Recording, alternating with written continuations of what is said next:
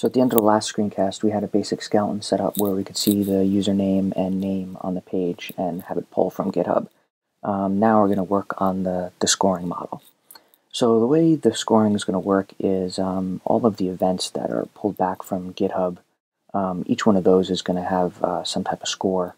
And then we're going to total up those scores for each of the event and get a score that'll be on the user profile. So we already have this struct here for the user profile. I think when we first did this, it was just a basic struct because we weren't sure what we were going to need. Now we kind of have a better idea of what this needs to do. So what I'm going to do is I'm going to make a unit test for our user profile.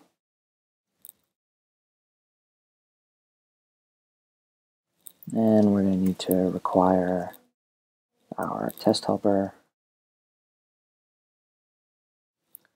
And it's going to live in the GitScore module.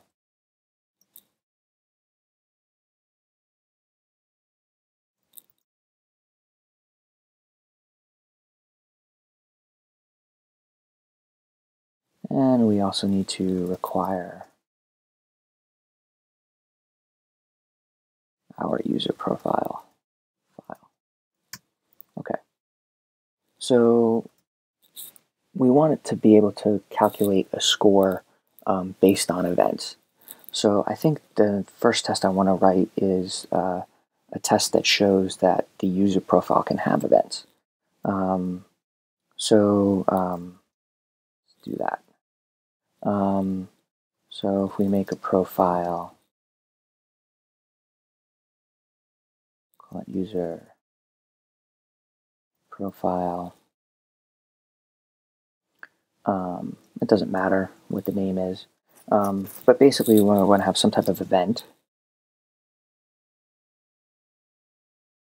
And I'm imagining that event is going to have a type. And I know that one of the GitHub events is a watch event. So I'm going to make one of those. And then I want to say something like profile events and then shovel the event onto that. And then I want to assert that the array of events I get back from profile is the same as the one that I put in. So if we run this test, obviously it's going to fail because event doesn't exist. So we kind of have a similar situation as we did before with user profile, except now this time with event. So what I'm going to do is I'm also going to make just an event RB file. It's going to live in the GitScore module. And I'm going to make this a struct as well. And right now, we just know that it's going to have a type. And I'm just going to copy the initialize method from our user profile because it's going to be the same thing. And then we can require event here. So now if we run this test, it knows what events is, but our user profile does not have any events attribute. So let's add that. So this is going to have, this is going to have events, and then we're just going to say self events equals an empty array.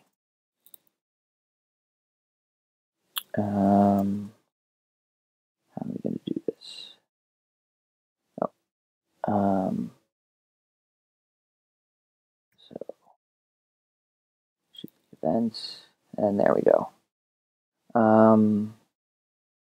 So now we're able to get events onto a user profile.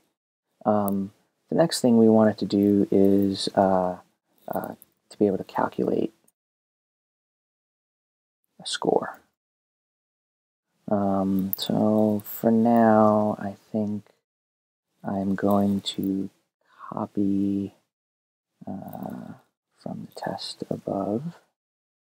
and we want to say something like that our score is going to be a 1, because I know a watch event is going to be rated as a 1. So now we run this test. It'll fail because we don't have what score is. And now we get down to this score method. And basically what we want to do is we want to say self events, and then we want to loop through them and add up all their scores. So now one of the things is that we don't have the score yet for the event. We're not adding it in our GitHub adapter, and it's not in our event domain model yet. So I'm not going to implement this right now. What I'm going to do is I'm going to back out of this for a second, and I'm going to mark this test as skip. And we're going to go and take care of events having a score and doing the GitHub portion of it. So before I do that, I just want to run my test, make sure we're all in a passing state. Good. And I have one skipped test. Okay. So now when we make a new event, we're going to go and look at our integration test for GitHub. And what we want to do is we want to say that the profile it creates has some events on it. Now, when we query GitHub, GitHub constrains the results to always be 30 events. So it's only going to grab the latest 30 events. So we can use that to our advantage here, because that way we don't have to rely on using some type of fake or something like that for the data, which we may need later on. But right now for the integration test, I really want to hit the GitHub service. Later on, maybe this GitHub adapter will have a couple unit tests, and in that case, we'll use maybe fake web or something to return some canned data, and then we can make some assertions about that. We'll probably use that for error handling and things like that. But for right now, we just want to say that we get back 30 events on our profile. So if we say events count should be 30. So if we run this test, expected 30, but with 0 because it's not adding any. So let's close these. Let's open up our GitHub adapter. Okay, so we're going to pull off our profile and assign that to a variable, and then at the end of the method we're going to return it. And then what we want to do is we want to say data. So this is all the JSON data. We're going to have an item, and we're going to say profile events shovel on a new event, where the type is going to be the item, and I believe it's called type in the JSON. We'll find out in a second. Let's see. So in order to get this test to pass, we're going to have to require event. And let's run it and see what happens. And the test passes. All right. So now we have, we're returning events from there. We also need some way of assigning the score for the event. So now we need to handle the score in the event for the event itself.